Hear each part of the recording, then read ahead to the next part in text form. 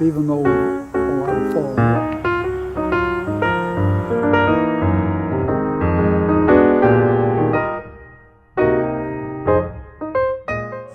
So this tree is a yellowwood. It's one of the rarer native trees occurring in the Appalachians.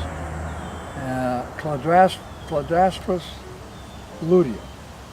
And the oldest one I know about occurs in the John Bartram Garden in Philadelphia, which is the original arboretum. The yellowwood is probably related to locust, and in the books it describes it as being free of disease, but it does have disease, but it doesn't kill it. But it will get dead limbs, and some limbs die. And some years it'll miss blooming, but generally it'll bloom about every year. It has smooth bark and a short trunk, which then divides into many branches. And there is a form, it has white blooms, but there is a form of it which has pink blooms. I've got one, but it hasn't gotten old enough to have the pink blooms yet. It's a compound leaf with the end leaflet being fairly large. In other words, the leaf begins way back here, and all that drops off. And this was diseased, and all of a sudden it's starting to sprout out of it. But even if a limb like this is lost, the tree will make other ones and will continue to live. John Bartram's garden one was planted in the 1700s. Over here we've got a Japanese white pine. White pines are 5-needle pines. This is Pinus parviflora, and it has the typical form, which is almost as broad as it is tall. Now this tree has lost its top once, and that's why it isn't taller. But from the time of the breaking off of the top, was probably lost half its height at that time. Probably that same storm back in 1987. So anyway, you can count the years of growth, actually. I guess that doesn't get us back to 87. Each whirl of limbs is a year. 1, 2, 3, 4, 5, 6, 7, 8. So that broke off about 9 years ago. The other thing about this tree is that it keeps its cones. So these are cones from previous years, and these are the cones for this year. Now, I grew,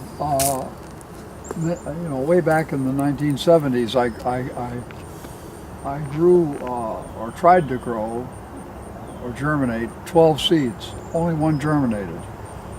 But I ultimately learned that tree was a hybrid between this Japanese white pine and the native eastern white pine. So that hybridized tree grows like a eastern white pine, has slightly shorter needles. Its cones stay on like the Japanese one for many years and are slightly bigger than this and smaller than the cones on the eastern white pine, which has cones every 2 years. And these occur every year. They have a crop of cones. The unfortunate thing about that pine is that its seeds appear to be sterile, so we can only save it by trying to graft it or root it. And that's another cottonwood, that big tree? Now the big tree is a native cottonwood, Populus deltoides, and they can become very large trees, but they're not long-lived. 100 years is old, and they will die sometime after that. You'll think they're very healthy, and then all of a sudden a big limb will die up in the top. And once they start to go, it doesn't take too long. But just off the edge of my property, on the property of the Albert I. Slingerland house, there was a triple trunked, world-class, huge cottonwood.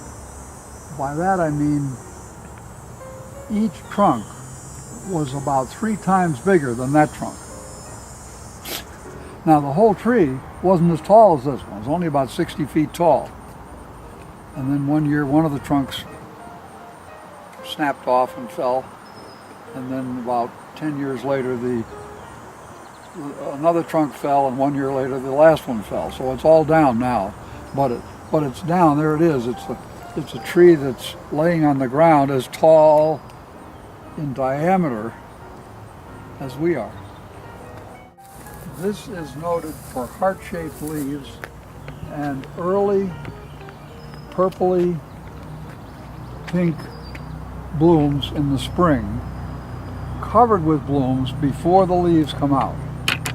So it has stems that are just covered with blooms, and then these are the seed pods from those blooms. And this tree is self-seeding all along here. Its crotch started to split apart and I cabled it. And someone from the town must have cut the top off because it came way over and weeped into the road, and one day the top was gone and I didn't do it. We have a pine, that's a Swiss stone pine.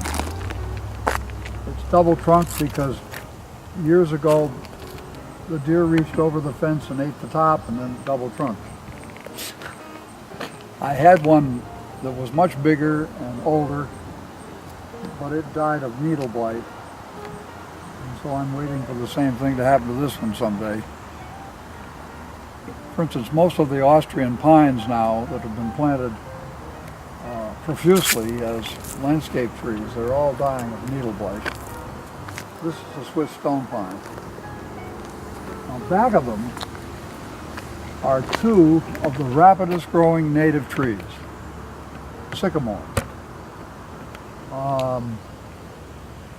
They have peeling bark, which is quite pretty, leaving, as it peels, you see a white underneath. These trees might have been seeded by seed that I was carrying in my pocket, because I had holes in the pockets and I worked brushing out in there, and they're very, very small seeds. Another name for the tree is buttonball, because its seeds are little balls like a golf ball on a stem. And the Native American buttonball has 1. The London plane tree has 2, which is a hybrid between it and an oriental variety. I think the same tree at the same arboretum you were talking about in Philadelphia? There is a large one in the Arboretum at Philadelphia. In fact, many of the downtown Philadelphia parks have huge sycamores. The 2 largest deciduous trees in North America are the tulip tree and the sycamore. The tulip tree goes a little taller, certainly doesn't grow any faster. This one, if it's not pinched by other trees, will tend to grow broader than a tulip tree. And the largest one of these that I know about is on the campus of Vassar in Poughkeepsie.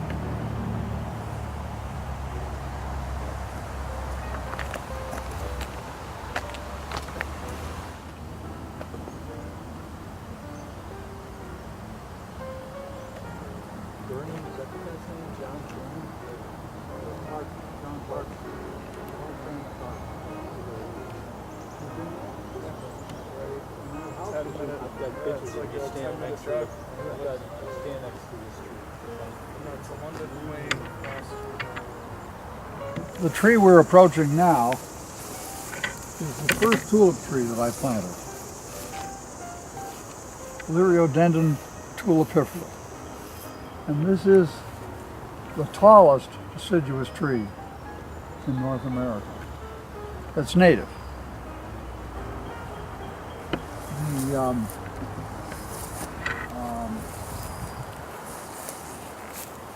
blooms look like tulips. That's why it gets its name, tulip tree. And they occur in the spring. They look a little magnolia-like, but the magnolias are not related to tulip trees and vice versa.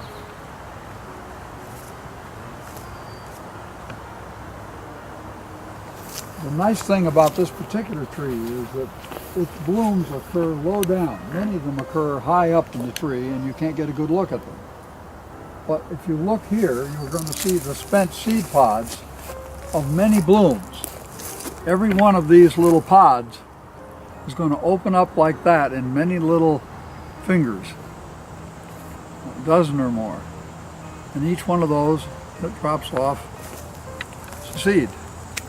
So there are now a prodigious number of tulip tree seedlings occurring in the area. And you can't let them all develop or you won't have anything else. So you have to weed them out.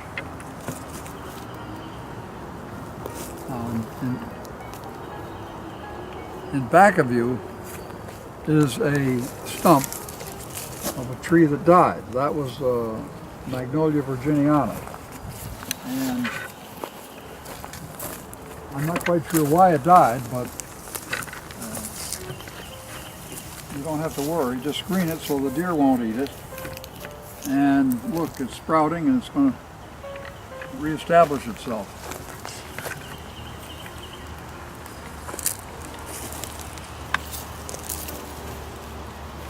The nice thing about Magnolia virginiana is they can stand quite wet conditions.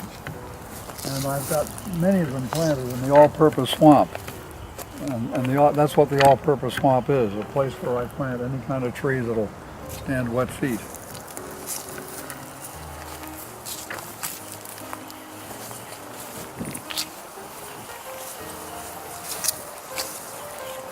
Now over here we're going to look at the second largest magnolia leaf in a Magnolia tripellata, which is a umbrella magnolia.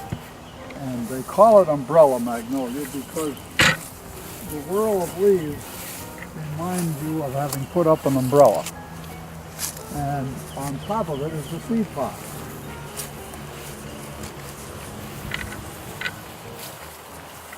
This seed pod starts out white and turns red. And each little bump is a seed. And when the seed falls, it remains attached to the cone of the seed pod by a tiny thing that looks like a white thread. Ultimately, that thread breaks and the seed falls away. Now, very often, though, the squirrels get to the seed pods first, and they take them off and eat part of it. Now, here, right in front of us, is Carolina allspice.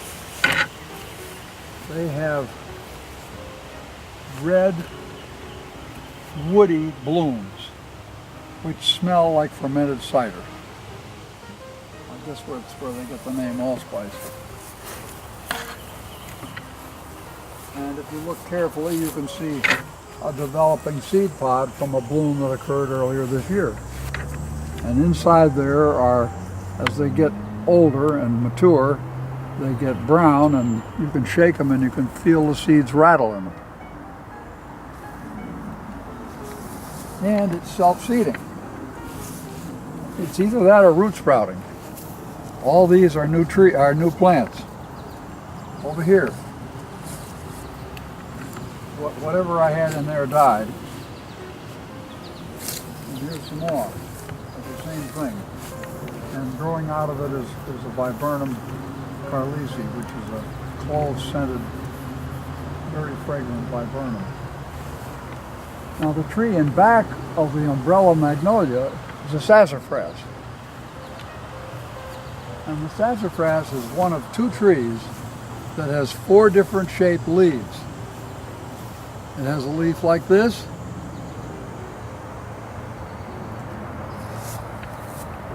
It has a leaf like this.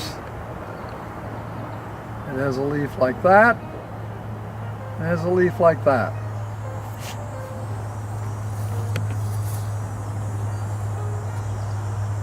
The other tree is the mulberry that has multiple shaped leaves. Long shot. Or to get a better look at it, we'll go on the other side so we don't have to look at the sun.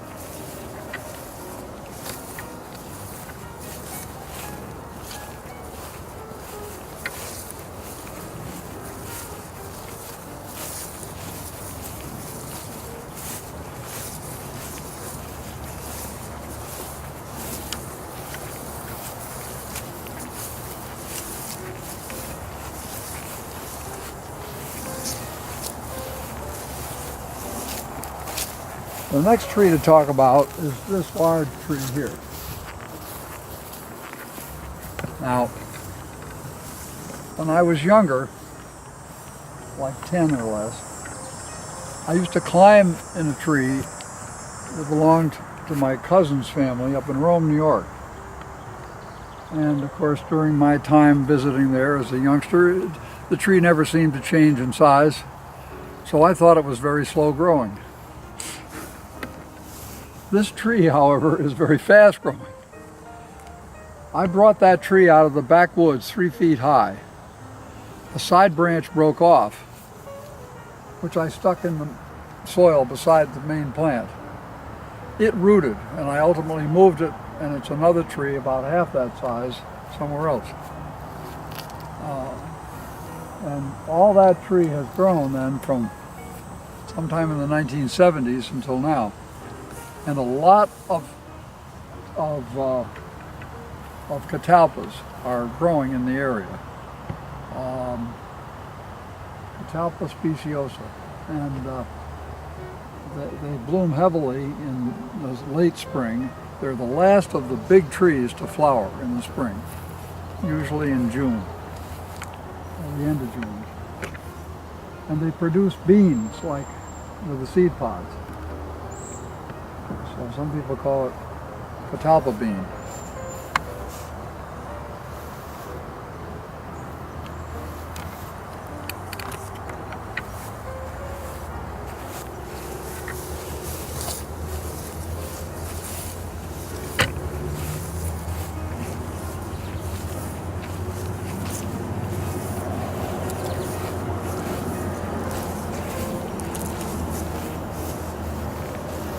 Now, there's a tree with compound leaves sticking up and spreading out, much in form sort of like an elm, but not nearly as big, and much slower growing. That's a philodendron, amorense, cork bark tree. It's not the tree they make cork from, but it feels like cork when you press on it with your thumb. And there's compound leaves. Now that tree was mislabeled by the nursery that I bought it from, because when I bought it as a Kentucky coffee tree. And then I discovered, well, a Kentucky coffee tree has double compound leaves and has great big beans for fruit, and this one has berries.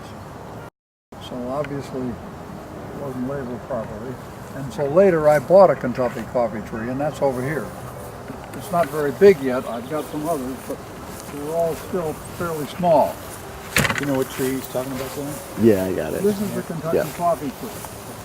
Now the Kentucky coffee tree was called a Kentucky coffee tree because I guess when they didn't have coffee, they tried to make coffee from its beans back in colonial days.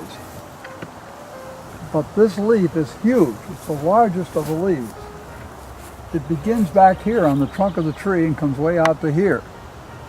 And it's double compound because not only do they have leaves off the central stem of the leaf, but also these side branches of leaves, compound leaves.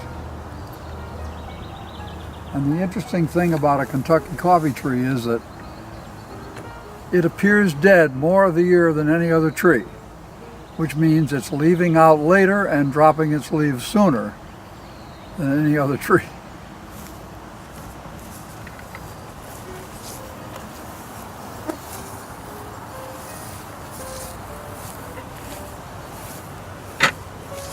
How are we going to get a look at the weeper?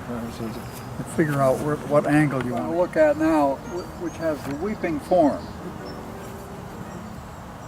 It was, up until very recently, thought to be one of the threefold cypress of North America, Chamaecyparis nootka-tensis pendula.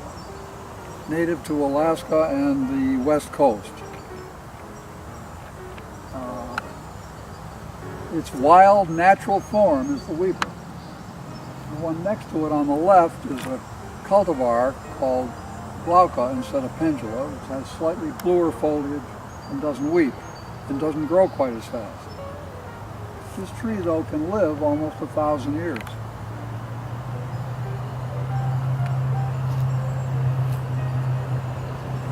So John, how about doing these? You got one? So they no longer, what they had to do was create a separate genus for this tree. Instead of calling it Chamaecyparis, there's a conflict over exactly what to call the new genus, but Xerocyparis is one suggestion, and I think the other one's Calotropis. Now, this larger tree is my biggest flowering magnolia. It's not the biggest magnolia, but it's the biggest one that you really can see the flowers well on. It's called a merle magnolia. It's the first one to come out in the spring, frequently April 1st. This year it came out about April 10th. Stays in full bloom without leaves for almost 2.5 weeks. And light frost does not destroy the bloom.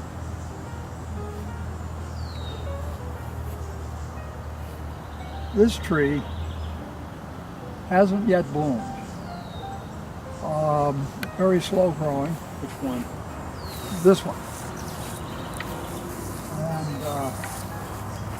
this is a form of hawthorn from the West Coast. It's supposed to have blue flowers.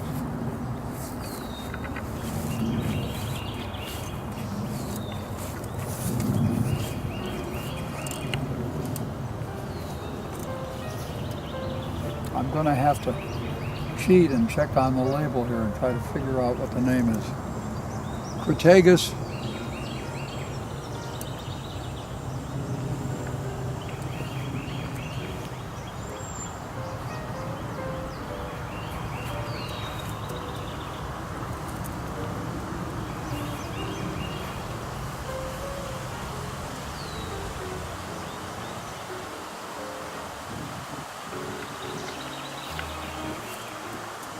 Crataegus brachycantha is another small catalpa which blooms for the first time this year. And I got this one because it's supposed to have pink blooms. They are slightly pink. They're not as large, at least the one on its first blooming this year weren't. So they're not as noticeable. They're not as dramatic, but its younger leaves have a distinctly reddish look.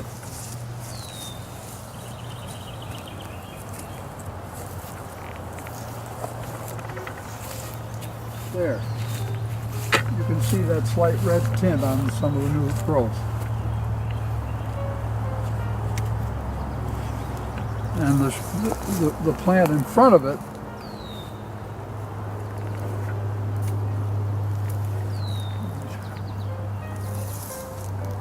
give me time to figure it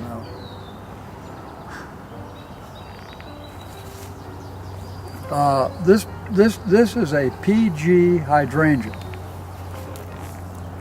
You will see this plant in almost